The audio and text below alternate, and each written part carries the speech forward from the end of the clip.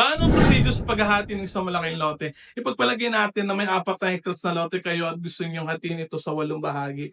Narito ang 4 na hakbang sa dapat niyong sundan. Step 1, magpagawa ng subdivision plan at pumunta sa DNR. Maghanap ng isang licensed geodetic engineer upang gumawa ng lot plan at subdivision plan. Sila rin namang susukat at maghahati ng lupa ayon sa nais na bilang ng mga lote. Dalhin ang subdivision plan sa DNR para sa approval.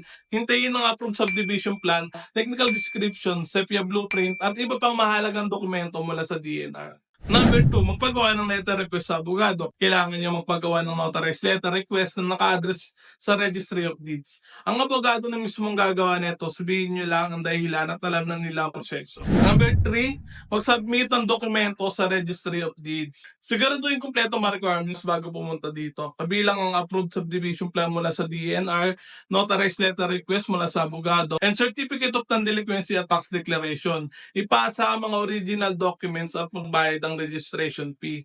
Makakatanggap kayo ng claim slip kung saan nakasulat kung kailan nyo maaaring makuha ang mga subdivided titles. Number 4, syempre, kailangan nyo mag-update sa Assessor's Office. Pag nakuha nyo na ang makayang-kanyang titles, dalhin ng mga ito sa Assessor's Office. If you're planning to invest in residential lots and commercial lots within Cavite, type lots in the comment section. I will DM you all the value for money properties. Again, this is Anthony, your Realty Savvy.